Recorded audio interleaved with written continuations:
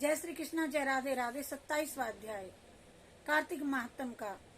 गणों ने कहा कि विष्णुदास एक दिन भोजन तैयार करके भक्ति में तल्लीन था कि कोई उसका भोजन चुरा करके ले गया, लेकिन सायंकाल की आराधना हो सके और व्रत भंग भी ना हो, इसलिए उसने उस दिन दोबारा भोजन तैयार ही नहीं किया। नारद जी ने कहा कि हे राजन, इस तरह लगातार 7 दिन तक कोई दूसरा भोजन उसका चुरा करके ले जाता था। तो वह हैरान होकर के ये सोचने लगा कि ये तो बड़ी विचित्र घटना है कि न जाने कौन हर रोज मेरे भोजन को चुरा करके ले जाता है। फिर भी इस देव स्थान को मुझे नहीं छोड़ना चाहिए। अगर मैं भोजन बना करके खा लेता हूँ तो मुझे थोड़ी देर हो जाएगी और मेरी पूजा अर्चना भी छूट जाएगी। अतः मैं भोजन बना करके तुरंत खाना भी नहीं चाहिए। बिना भगवान को भोग लगाने के और वैष्णवों को भोजन नहीं करना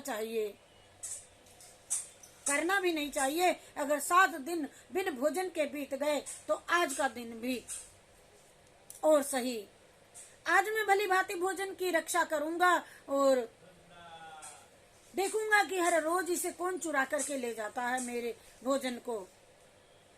ऐसा सोच विष्णुदास भोजन के पास ही छिप करके बैठ गए।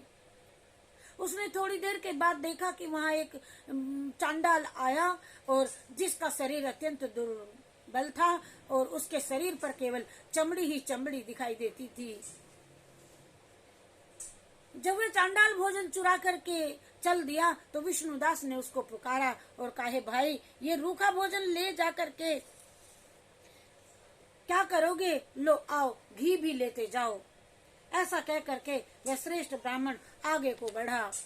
विष्णुदास को अपनी ओर आते हुए देख चांडाल तेजी से दौड़ने लगा और वह ब्राह्मण के डर से भाग गया, चल दिया, लेकिन निर्बलता के कारण वह दौड़ भी न सकता था। अतः वह भूमि पर गिर पड़ा और वहीं पर गिर करके मूर्छित हो गया।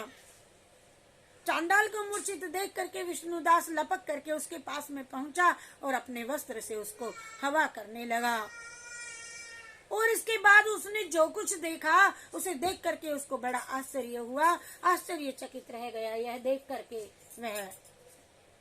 और उसने देखा कि उसके सम्मुख शंख चक्र गदा पद्म पीताम्बरधारी चतुर्भुजी रूप अलसी के फूल के समान वाले छाते में कौस्तुभ माला से सुशोभित साक्षात श्री भगवान विष्णु जी खड़े हैं।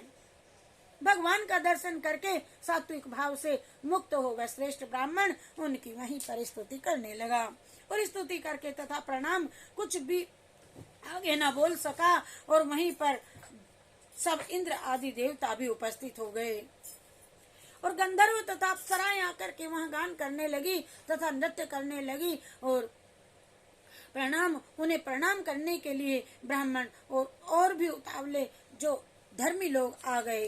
त्यों ही वहां संपूर्ण देव गंधर्व अप्सराएं भी आ गए, नृत्य संगीत भी होने लगा। विष्णु भगवान ने अपना स्वरूप ब्राह्मण को प्रकट कर उनका आलिंगन किया और दिव्य विमान में बिठा करके उनको बैकुंठ ले गए। दिव्य विमान में ब्राह्मण को विष्णु के साथ में जाते हुए चोल राजा ने भी देखा, जिसने मणि मूंगा चढ़ाए थे। देखा, उसने अपने गुरु आचार्य मुद्गल को कहा कि मैंने जो यज्ञ आदि किए हैं वे सब मेरे व्यर्थ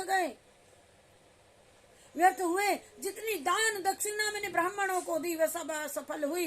विष्णु भगवान के देव दर्शन मंदिर मैंने बनवाए, पोखर बावड़ी बनवाए। विष्णुदास ब्राह्मण ने केवल श्रद्धा से भक्ति की थी, उसके प्रभाव से विष्णु भगवान ने आकर के उसको दर्शन दिए और इसीलिए भक्ति ही सर्वोपरि है। मुझे विष्णु भगवान के दर्शन के लिए राजकाज त्याग करके भक्ति का कार्य मेरे को सदैव करना चाहिए। राजा के कोई पुत्र न होने के कारण उसने भांजे को राजगद्दी का अधिकारी बना दिया और आप विष्णु भगवान की भक्ति में लगा और बहुत काल तक भक्ति करने के बाद भी विष्णु के दर्शन उसे नहीं हुए। विष्णु जी ने दर्शन नहीं दिए तो वह अग्नि कुंड में कूद पड़ा और अग्नि में प्रकट होकर के विष्णु भगवान ने राजा को गोदी में उठा लिया और गोदी में उठा करके कहा कि मैं तेरे त्याग और भक्ति से अति प्रसन्न हूं, और उसका आलिंगन करके उसको दिव्य विमान में बिठा करके बैकुंठ को ले गए। भगवान विष्णु ने अपने समान रूप वाले ब्राह्मण को पुण्यशील और राजा चोल को सुशील नाम दे करके दोनों का नाम को ही अपना पार्षद बना लिया।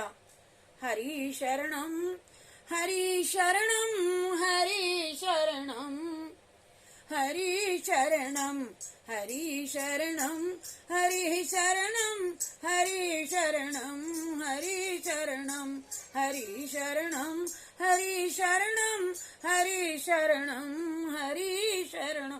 कृष्णार्पणमस्तु। शिवार्पणमस्तु।